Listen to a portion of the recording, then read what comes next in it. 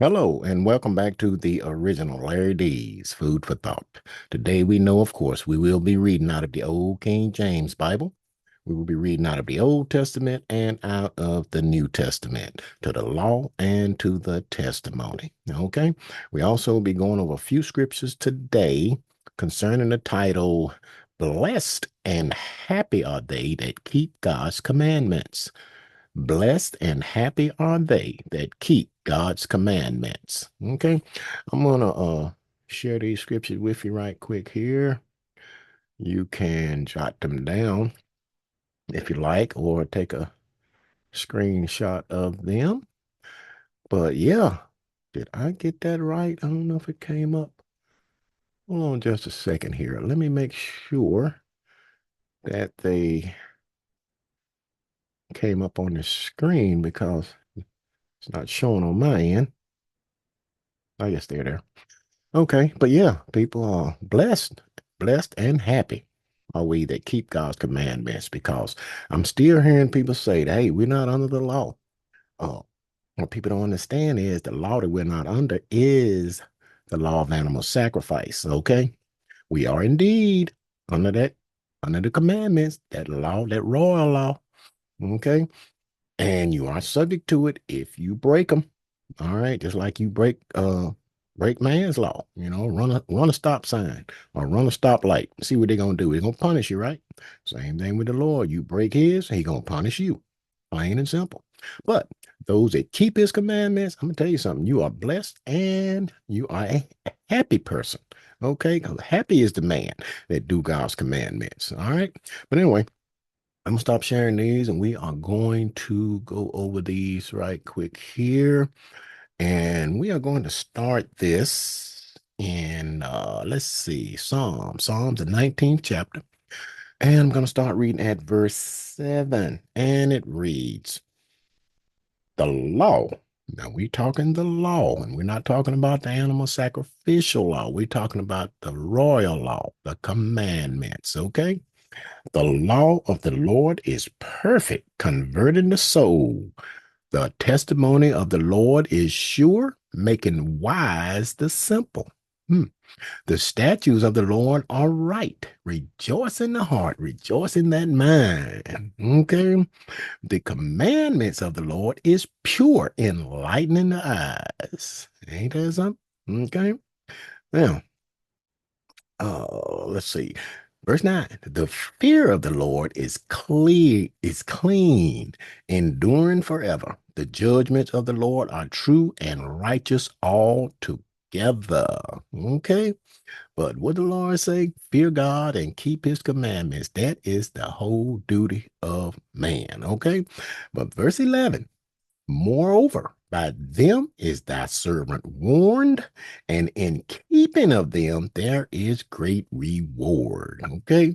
So you keep God's law, you keep these commandments. I'm telling you something.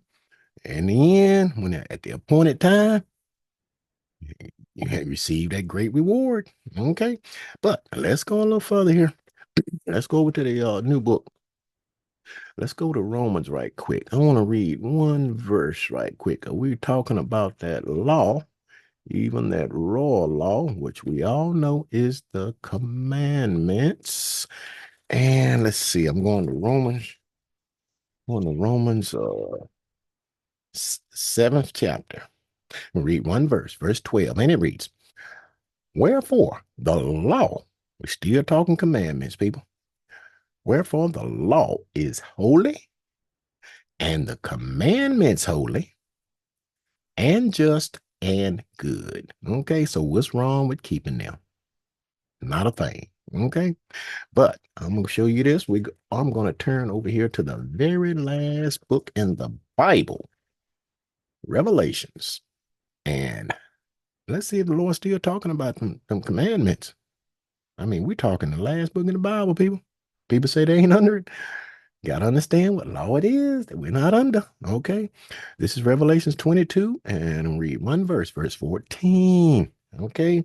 And it reads, blessed are they that do his commandments. Look at that. that they may have right to the tree of life and may enter in through the gates into the city. Okay, that holy city that John saw coming down out of heaven from God, adorned to a husband like a bride. Hey, but he talking about it, still talking about keeping his commandments in the last book of the Bible, people. And you do that, it's great reward. You get to enter into that city. Okay, but let's move on. Let's go back to the old book right quick. I'm going to show you this here. Going to Proverbs. Proverbs, let's see. Proverbs, the third chapter. Proverbs 3, and we'll start reading at verse, let's see, verse 1. And it reads, My son, forget not my law. What? Don't forget it. My son, forget not my law, but let thine heart, your mind, keep my commandments. Mm. Look at this. And this will, if you don't be happy behind this here, look at this. Verse 2, for length of days and long life and peace shall they add to thee. Ain't that something? Okay. Verse 5, trust in the Lord with all thine heart, so with all your mind, and lean not unto thine own understanding. Verse 6, in all thy ways acknowledge him, and he shall direct thy path. Okay, the Lord will direct your path and keep you on that straight and narrow path. Okay, if you keep his commandments and don't forget them.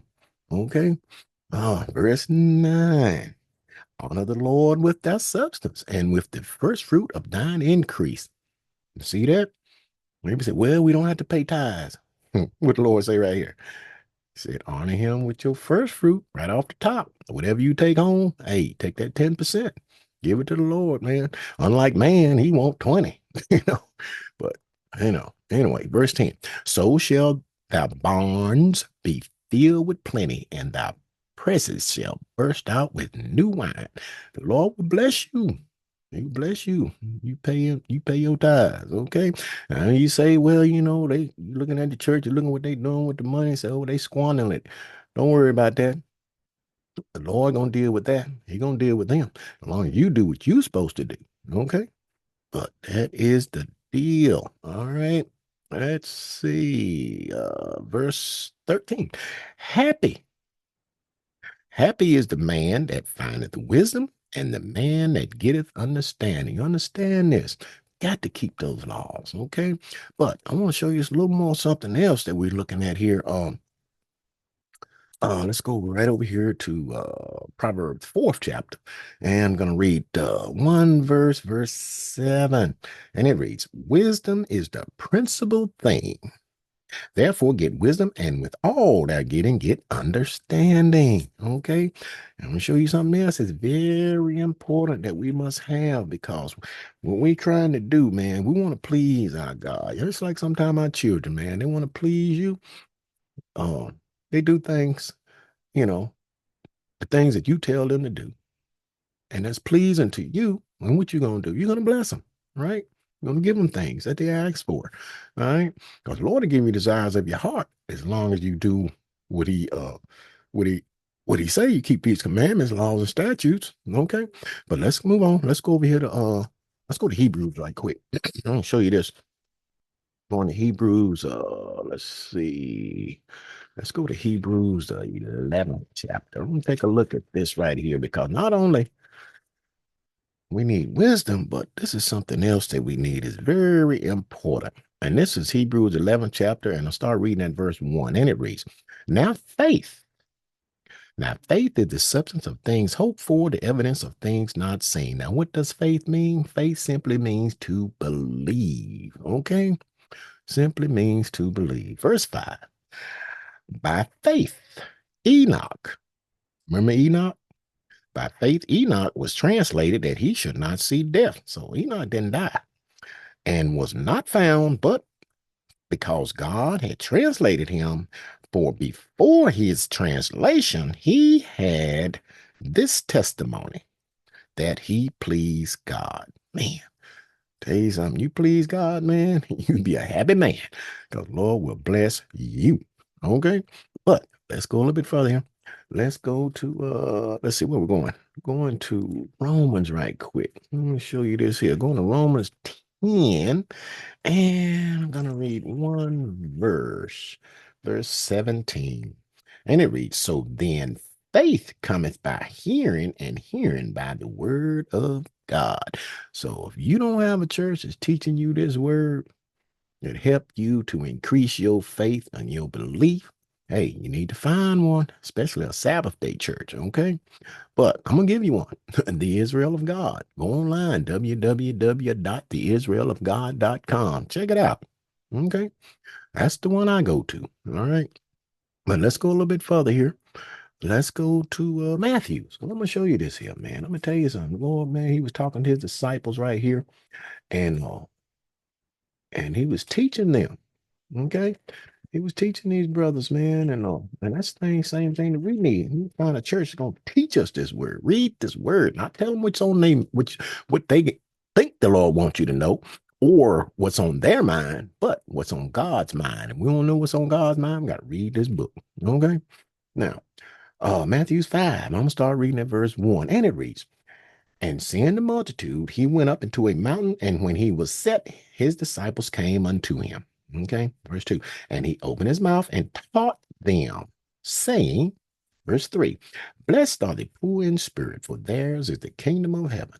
Blessed are they that mourn, for they shall be comforted. Look at all this good stuff. Blessed are the meek, for they shall inherit the earth. Man, blessed are they which do hunger and thirst after righteousness, for they shall be filled. Blessed are the merciful, for they shall obtain mercy. Blessed are the pure in heart and pure in mind, for they shall see God. Look at that. Verse 9. Blessed are the peacemakers, for they shall be called the children of God. Now, don't you want to be called the children of God? You call a child of God. I'm going to tell you something. You a happy person. All right. Verse 10. Blessed are they which are persecuted for righteousness' sake, for theirs is the kingdom of heaven. Verse 11. Blessed are ye when men shall revile you and persecute you, and shall say all manner of evil against you falsely for my sake. And it's gonna happen, man. They're gonna say, oh, look at that old holy roller. I tell you what, that old holy roller, man, seeking salvation, trying to get it. So what are you doing? Okay. But verse 12. Now, look at this. Rejoice. Rejoice and be exceeding glad, for great is your reward in heaven. You see that? For so persecuted they the prophets which were before you. So the prophets were persecuted, and so will you going to be persecuted by those evil doers. Okay, because it's happening. It's going to happen. The Lord had it written. It's going to happen. Okay. Now let's go a little further. Let's go back to the old book right quick. I want to go to Psalms. Going to Psalms. Let's see, 103. It's 103. And let's see. It's 103, and I'm going to start reading at let's see, verse 2. And it reads, bless the Lord, O my soul, and forget not all his benefits, who forgiveth all thine iniquities, who healeth all their diseases, who redeemeth thy life from destruction, who crowneth thee with loving kindness and tender mercies, who satisfied thy mouth with good things, so that thy youth is renewed like the eagles. The Lord executed righteousness and judgment for all that are oppressed. Now, ain't that something? Verse 8, the Lord is merciful and gracious, slow to anger, and plenteous in mercy. Verse 11, for as the heaven is high above the earth, so great is his mercy towards them that fear him. Okay, fear God and keep his commandments, even that royal law. Okay, but let's go. It's one last place right quick. Let's go to here to Psalms. Let's see, Psalms 30, 37. Let me show you this. Psalm 37, I'm starting reading at verse 1. Like all this stuff come down on you, man. These people, these evildoers messing around, hey, picking at you and everything, or calling you old holy roller or whatever. But look at what the Lord say right here. Look at this. This is Psalm 37 and verse 1. And it reads, Fret not thyself because of evildoers, neither be thou envious against the workers of iniquity. Don't envy yourself what they doing, what they got. Okay, let me show you what's gonna happen. For they shall soon be cut down like the grass and wither as the green herb. You see that? Now, verse 4, delight thyself and also in the Lord, and he shall give thee the desires of thine heart. Okay, the Lord reads your mind. He already know what you need before you ask. Okay. But let's see, verse 11. But the meek shall inherit the earth and shall delight themselves in the abundance of peace. Okay. Verse 23. The steps of a good man are ordered by the Lord, and he delighteth in his way. Hmm. Though he fall, he shall not be utterly cast down, for the Lord upholdeth him with his hand. I have been young, and now am old, yet have I not seen the righteous forsaken, nor his seed begging bread. You don't need nothing. You do what the Lord say. You're gonna make sure you got what you need. Okay, you ensure you got a roof over your head, clothes on your back, and food on your table. Now, ain't that something? Okay. But let's see, read on 26. He is ever merciful and lendeth, and his seed is blessed. Depart from evil and do good and dwell forevermore. Ain't that something? Okay. But you keep God's commandments at all costs, man, even that raw law. Okay. And don't worry about what people say to you. Hey, you just stay on that straight and narrow path. And I'm going to tell you something. You'll be blessed and you will be happy because you will know in your mind that if you continue in that until the end, hey, at the appointed time, you can receive that crown of eternal life. Now, ain't that something? That's what it's all about, right? Okay, so with that food for thought, think on these scriptures and words throughout the course of the day. And until next time, peace.